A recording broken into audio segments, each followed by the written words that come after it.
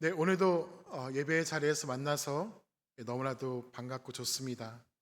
하나님이 기뻐하시는 온전한 예배자의 삶을 잘 살아갈 수 있는 우리 모두가 될 수 있기를 주님의 이름으로 축원합니다.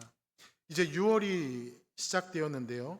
무더위도 찾아오고 본격적으로 여름이 시작되는 것 같은데요. 더위로 인하여서 건강이 상하는 일이 없기를 또한 소망합니다. 오래된 유머 중에 이러한 것이 있는데요. 어느 날 그 나비와 벌과 똥파리가 서로 자랑을 합니다. 먼저 나비가 야 너희들 나같이 이렇게 우아하게 날 수 있어? 라고 자랑을 하고요. 그리고 이어서 그 말을 듣고 있던 벌이 야 너희들 그러면은 나처럼 이렇게 빨리 날아다닐 수 있어? 라고 자랑을 하였다고 합니다. 나비와 벌의 자랑을 듣고 있던 똥파리도 자랑을 하였는데요. 똥파리가 자랑할 것이 무엇이 있을까요? 똥파리는 이렇게 자랑을 하였다고 합니다. 야 너희들 나처럼 똥 먹을 수 있어? 라고 자랑을 하였다고 합니다. 여러분, 사람은 아무 생각이 없이 사는 존재가 아닙니다. 우리는 살아가면서 여러 가지 질문을 하면서 살아가고 또한 그 질문에 대한 답을 얻으며 살아가야 됩니다. 저희 아이들이 가장 많이 하는 질문인데요. 오늘 저녁은 뭐야? 이 질문입니다. 이런 현실적이면서도 좀 유치한 질문을 하게 되면 엄마는 그런 질문에도 답을 해야 됩니다. 응, 오늘은 특별히 김치에 밥이야. 이렇게 대답을 해야 됩니다. 자신의 진로와 미래에 대해서 나는 어떠한 삶을 살아가야 될까? 이런 삶의 고민을 질문을 하기도 하고요. 나는 은퇴 후에 어떠한 삶을 살아가야 될 것인가?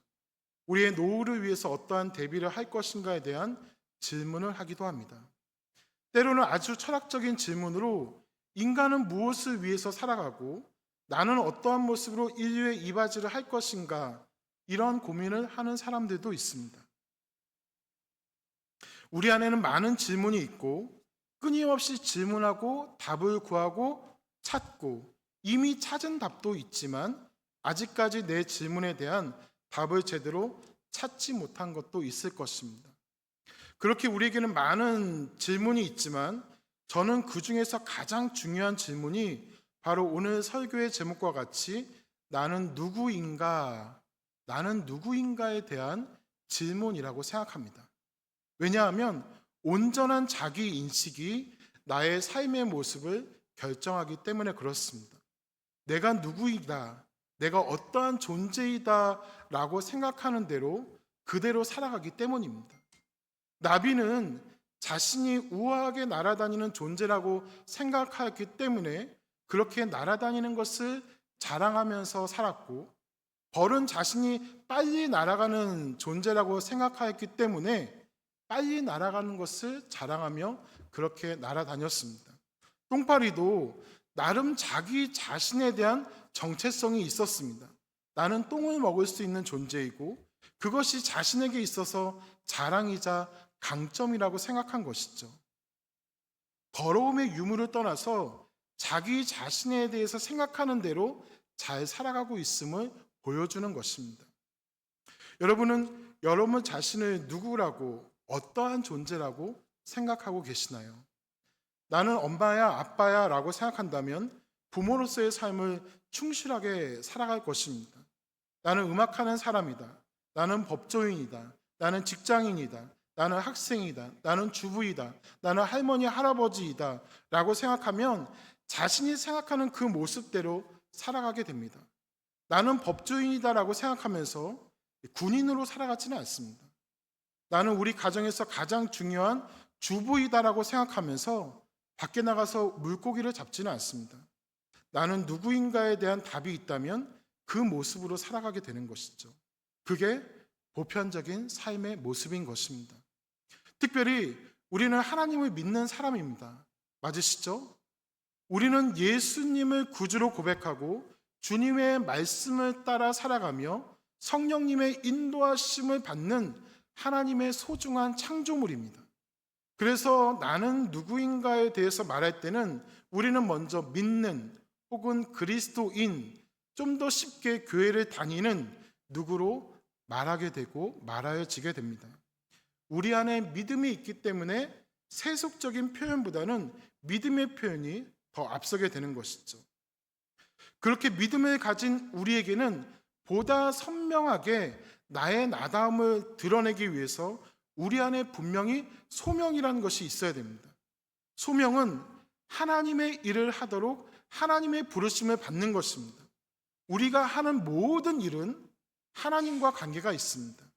내가 나의 자리에서 하나님의 기쁨이 되는 삶을 살고 하나님을 드러내고 하나님께 영광을 돌리는 삶을 살아가겠습니다라는 하나님의 부르심과 우리 안에 선한 일을 이루실 것에 대한 확신이 바로 소명인데요. 그 소명이 바로 나를 온전히 나다운 삶의 모습으로 인도한다는 것입니다. 나는 누구인가를 결정하고 그 삶을 진실되게 힘차게 살아갈 수 있게 하는 것이 바로 주님께 받은 소명이고, 그 소명이 있는 사람은 결코 지치지 않고 포기하지 않고 주님의 일을 이루게 되는 것이죠. 그런 의미에서 오늘 본문을 기록한 바울은 나는 누구인가에 대한 자기 인식이 분명하였습니다. 그 누구보다도 자기 자신에 대한 분명한 확신과 소명을 가지고 있었는데요. 우리 로마서 1장 1절 말씀 다시 한번 같이 읽어보겠습니다. 1절 말씀 다시 한번 읽습니다. 예수 그리스도의 종 바울은 사도로 부르심을 받아 하나님의 복음을 위하여 택정함을 입었으니. 아멘. 바울은 자신이 종이라고 합니다. 바울은 자신이 종이라고 하면서 자기의 정체성을 밝히고 있습니다. 바울은 빌립보서와 디도서에서도 자신을 종이라고 표현하는데요. 종은 다른 말로 하면 노예이죠. 그렇다면 바울은 왜 자신을 종 혹은 노예라고 표현하였을까요? 성경에 나타난 그 당시 종의 의미를 생각해 보면 바울이 그렇게 말한 이유를 찾아볼 수가 있는데요. 이 종에 대한 모습이 신약과 구약에서 좀 다르게 나타납니다. 먼저 신약에서 보여지는 이 종의 모습은 사실 좀 비참합니다. 신약 성경에 기록되었던 시대는 인권이라는 것이 전무한 시대였습니다. 당시 로마에는 인구의 절반에 해당되는 약 66만 명이 노예였다고 합니다. 노예를 사고 파는 노예 시장에 가면 옷을 제대로 걸치지 못한 사람들이 단 위에 전시되어 있었다고 합니다. 그러면 지나가는 사람들이 이렇게 보다가 마음에 들면 노예 상인과 흥정하여서 그를 사갑니다. 그리고 집에 가면 이미 뚫려 있는 이 귓볼에다가 주인이 자기의 이름을 새긴 귀걸이를 달아줍니다. 그러면 그 순간부터 그 노예는 이 귀걸이를 달아준 그 사람의 소유, 귀걸이에 새겨진 이름을 가진 사람의 소유가 되는 것입니다. 신약 시대의 종의 개념에서 가장 중요하게 여겨야 할 것은 주인이 산 것입니다. 값을 치르고 샀다는 것입니다. 그래도 구약에서의 종의 모습은 신약 시대보다는 좀 나은 것 같습니다. 구약 시대에는 출애굽기 21장에 모세의 율법 가운데 이러한 내용이 있었는데요. 어떤 종이 주인을 위해서 6년간 충성되게 일하면 7년째가 되는 때 안식년이 됩니다. 그러면 이 안식년에 주인은 이 종에게 자유를 제공합니다. 즉 그가 자유로운 삶을 살아가도록 종의 신분으로 풀어주는 것이죠. 그런데 그 종이 7년째가 되어서 주인이 그를 자유로운 신분으로 풀어주려고 하는데 종의 마음에 주인이 너무나도 잘해주고 주인과 정도 들고 또 그를 존경한다면 나는 나가지 않겠습니다. 당신을 계속 섬기고 싶습니다. 라고 말했다고 합니다. 그러면 주인이 그 종의 이 말을 듣고 받아들이면 종을 재판장에게 데려가서 확인하고 귀에다 송곳으로 구멍을 뚫습니다. 이것은 그렇게 말한 그 종이 주인의 평생 종이 된다는 것을 의미합니다. 그리고 주인은 평생 평생 함께하게 되는 그 종을 귀하게 여기고 더욱 아끼고 사랑하게 되는 것이죠. 이제 그 종은 더 이상 종이 아니라 가족처럼, 주인의 아들처럼 여겨지는 것입니다. 실제로 아브라함은 자신의 종 엘리에셀을 자신의 후계자로 여길 정도로 친숙하게 많이 아끼는 것을 볼 수가 있습니다. 예수님은 바울이 다메섹으로 가는 길에서 그를 만나 주셨습니다. 자신을 핍박하던 바울을 택하시고 나의 택한 그릇이라고 말씀하십니다. 바울이 자신을 예수 그리스도의 종이라고 표현한 것은 그가 예수님께서 값을 치르고 자신의 것으로 사셨기 때문입니다. 바울은 예수님의 부르심을 받은 이후에 자신을 향한 예수님의 사랑과 자신을 구원하시기 위한 예수님의 십자가를 진정으로 보게 되었고 그 사랑에 감격하여서 예수님의 종으로 자원하였던 것입니다. 그런데 여러분, 이것은 바울에게만 해당되는 것이 아닙니다. 우리에게도 해당되는 것입니다. 우리의 믿음과 우리를 향한 구속의 계획은 우리 스스로 알 수 있는 것, 우리 스스로 가질 수 있는 것이 아니었습니다. 처음에 우리가 누구를 따라서 교회에 나왔든지, 부모를 따라서 나왔든지, 친구를 따라서 나왔든지, 어떻게 해서 이 자리에 왔든지 간에 여러분은 하나님이 택하시고 예수님이 여러분들을 사신 것입니다. 그래서 구원을 받고 그래서 주님의 것이 된 것이죠. 그렇게 신앙생활을 하면서 우리를 향한 하나님의 열심으로 인해서, 우리를 위해서 십자가를 지신 예수님으로 인하여서, 지금도 우리와 함께 하시는 성령님의 감동하심으로 인하여서 예수님을 나의 구주로 고백하는 인격적인 만남이 있게 되고 우리 역시 자원하는 마음으로 예수 그리스도의 종이 되어서 주님을 영화롭게 섬기는 삶을 살아가게 되는 것입니다. 바울은 자신이 그리스도의 종이라는 사실을 분명하게 인식하고 나는 주님의 종이다라는 정의를 가지고 일평생 복음과 함께 살았습니다. 그리고 우리에게도 예수 그리스도의 종의 모습이 있어야 한다는 것을 기억하시기를 바랍니다. 우리 역시 주님의 종입니다. 하지만 주님의 종이라고 해서 우리도 바울과 같이 5대양 6대주를 다니면서 복음을 전해야 하는가 하는 부담감은 갖지 않아도 됩니다. 다만 복음을 증거하는 선교사님들을 위해서 중보 기도하며 우리의 삶의 자리에서 예수님을 드러내고 하나님을 영화롭게 하는 삶을 살아가야 됩니다. 우리에게도 주님의 종의 모습으로 살아가야 한다는 것을 인식하고 주님을 위한 삶을 살아가는 저와 여러분들이 되시기를 주님의 이름으로 축원합니다. 바울은 이렇게 자신이 어떠한 사람이다라는 인식을 분명하게 하였습니다. 그리고 바울은 그러한 모습으로 살아가기 위해서 자신 안에 있어야 될 소명도 분명하게 알고 있었는데요. 우리 1절 말씀을 다시 한번 또 읽어보도록 하겠습니다. 다시 한번 읽겠습니다. 예수 그리스도의 종 바울은 사도로 부르심을 받아 하나님의 복음을 위하여 택정함을 입었으니. 아멘. 바울이 받은 소명은 자신이 사도로 부르심을 받고 복음을 위해서 선택되었다라는 것입니다. 사도란 보내심을 받은 사람입니다. 원래 사도란 예수님의 제자, 예수님을 직접 만난 사람, 예수님으로부터 권위를 받은 사람을 사도라고 하는데요. 그래서 그들을 원사도라고 부르기도 하는데요. 예수님의 제자였던 그들이 성령의 충만함을 받고 나서부터 사도라고 불리워졌습니다. 제자라는 개념은 배운다라는 성격이 강한데요. 물론 사도라고 해서 배우지 않는 것은 아니죠. 사도도 배워야 됩니다. 계속해서 말씀과 은혜로 공급받아야 됩니다. 그러나 배우는 것에 멈추지 않고 그 받은 것을, 그 배운 것을 믿음의 동역자들과 함께 믿지 않는 사람들에게 선포하고 알려주어야 할 책임과 모습이 사도들에게 있는 것이죠. 바울도 마찬가지였습니다. 그는 택하심을 받았습니다. 은혜를 받았습니다. 주님의 음성을 들었습니다. 기쁘고 팔짝 뛸 일입니다. 그리고 자신이 받은 그 복음을 목숨을 걸고 끝까지 전하였습니다. 보내신 그분의 뜻대로 보냄받은 자의 모습으로 힘있게 살아갔던 것입니다.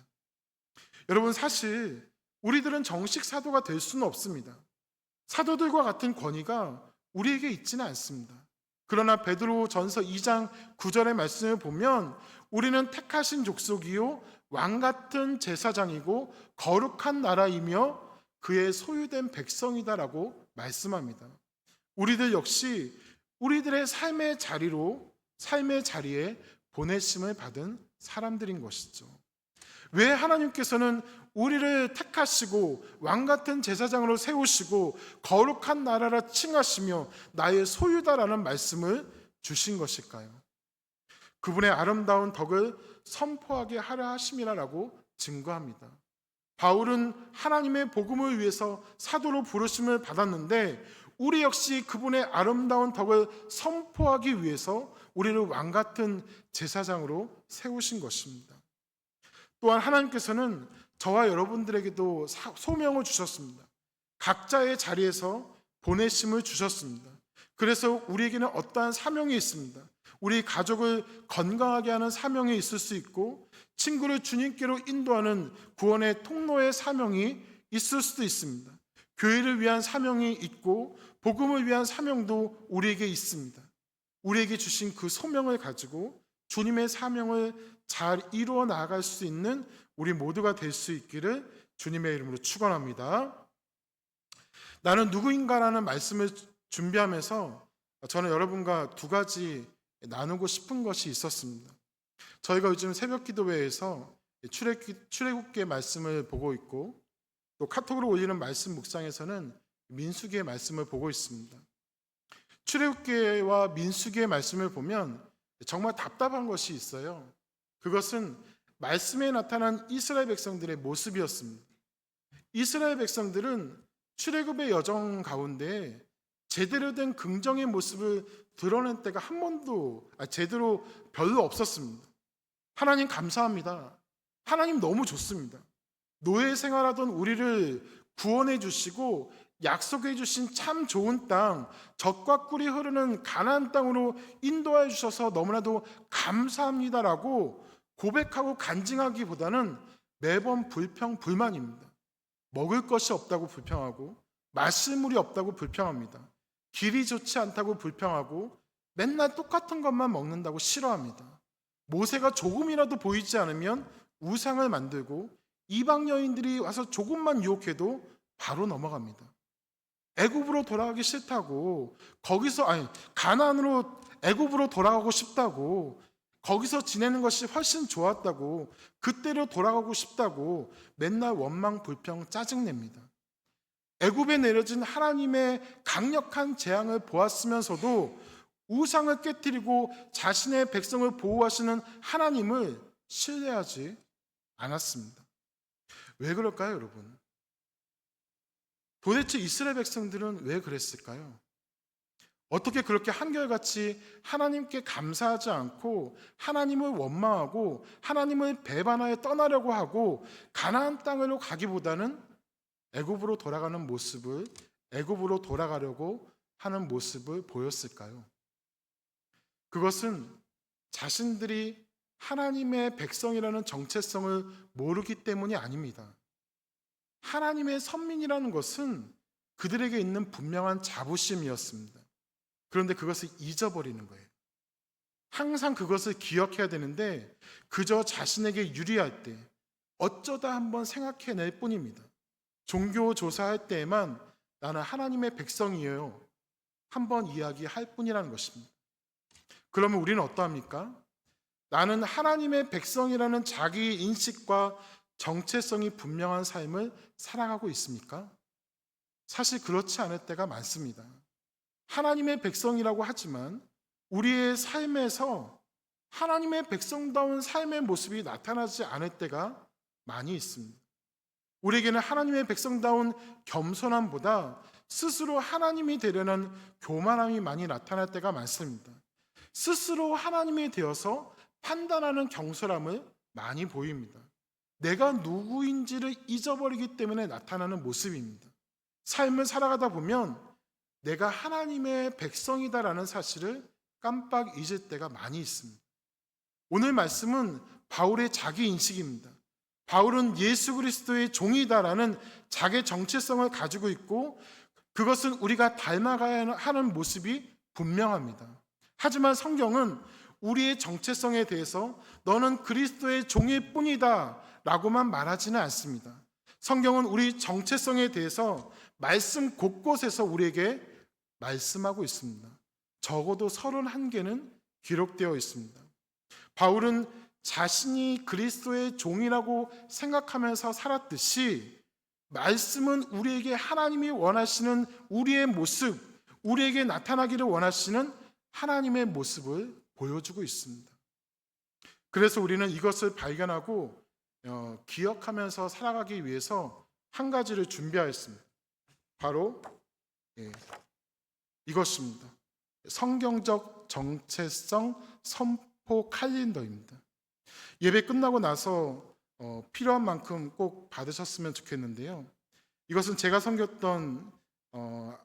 예전에 제가 섬겼던 한국에 있는 교회에서 성도들과 나누었던 내용인데요. 글씨가 좀 작기는 하지만 현관문 앞이나 냉장고 앞이나 아니면 방문 앞에 붙여놓으시고 나가실 때마다 이것을 보고 나는 누구인가에 대해서 선포하는 것입니다. 오늘은 1일이죠. 그러면 나는 예수님을 닮아가는 자입니다. 나는 예수님을 닮아가는 사람입니다. 볼 때마다 한 번씩 읽고 기억하는 거예요. 시간이 되면 여기 보면 나는 누구입니다 밑에 또 성경 말씀도 있거든요. 한 번씩 읽어서 찾아보시면 좋고요. 적어도 오늘은 나는 예수님을 닮아가는 사람으로 살아가기를 노력하기를 성령님께서 도와주시기를 기도하는 것입니다. 그래서 어떠한 일이 우리에게 나타났을 때에 그냥 내 마음과 내 생각으로 그것을 처리하는 것이 아니라 나는 예수님을 닮아가는 사람이야. 예수님이라면 이때 어떻게 하셨을까 하는 질문으로 그 일을 대하는 것입니다. 여러분 다른 거 없습니다. 우리는 반복해서 보아야 됩니다. 지겨워도 계속 보고 확인해 보시기 바랍니다. 하나님의 백성이고 예수님의 제자라고 믿으신다면 한 번씩 보시고 마음을 잡고 그런 모습으로 살아가기를 훈련해야 됩니다. 나는 누구인지 계속해서 확인하시기 바랍니다. 그리고 선포하세요. 그리고 그렇게 살아가시기를 바랍니다. 우리가 그렇게 살아가면 우리와 함께 하시는 하나님의 모습이 드러나게 됩니다. 우리의 삶을 통해서 하나님이 어떠한 분이신지를 보여주는 것입니다.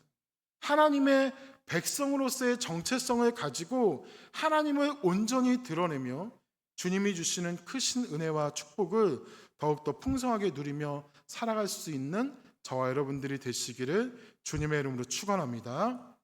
또 한 가지 있습니다.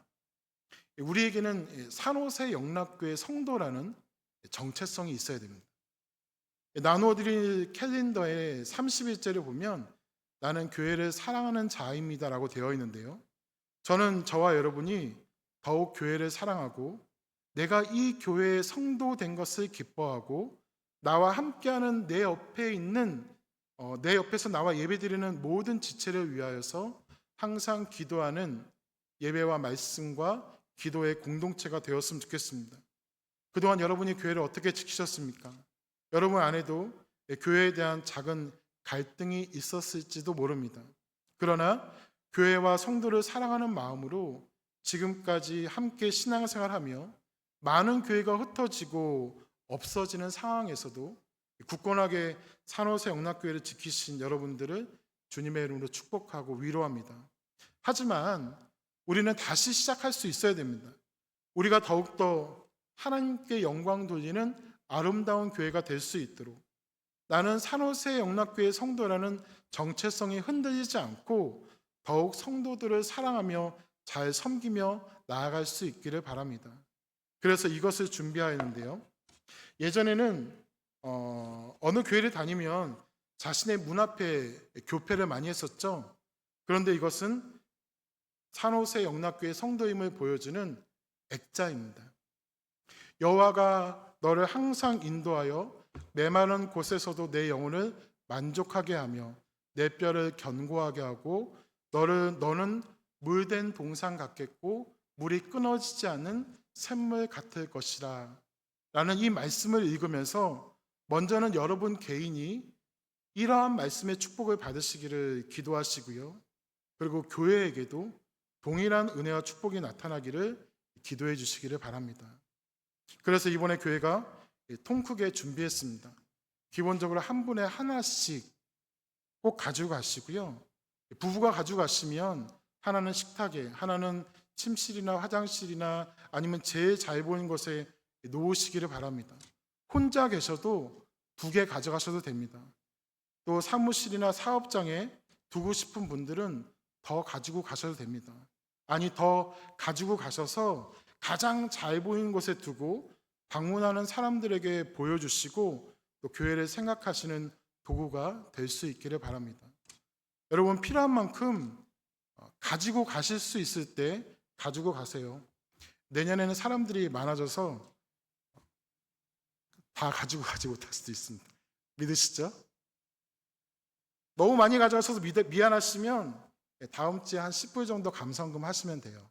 필요한 만큼 많이 가져가시고 내가 산호세 영락교회 성도라는 것을 항상 기억하시면서 교회를 통해서 주시는 축복을 함께 풍성하게 누리며 살아갈 수 있는 저와 여러분들이 되시기를 소망합니다. 항상 교회를 위해서 기도해 주시고 교회를 더욱 사랑해 주시고 함께 합력하여서 주님의 교회를 아름답게 이루어가는 우리 모두가 될 수 있기를 주님의 이름으로 축복합니다. 말씀을 정리하겠습니다. 나는 예수 그리스도의 종이라는 바울의 자기 정체성, 나는 누구인가에 대한 바울의 고백을 보면서 우리는 하나님의 백성이며 우리에게도 하나님께서 원하시는 모습이 있다는 것을 살펴보았습니다. 바울은 자신을 종이라고 하면서 자신의 몹시도 낮추었습니다. 그런데 여러분, 근사한 것은요, 그가 예수 그리스도의 종이라는 거예요. 로마 황제의 종이 아니라, 백부장의 종이 아니라, 제사장의 종이 아니라 예수 그리스도의 종이라는 거예요. 여러분, 예수님이 누구십니까? 살아계신 하나님의 아들이십니다. 전능하신 하나님의 독생자이십니다. 예수님은 만왕의 왕이시며 만주의 주님이십니다. 바울은 그 누구보다도 높으신 분의 종이었던 것입니다. 가장 높고 존귀하신 분의 종이었다는 것이 얼마나 영광된 일인지 모릅니다.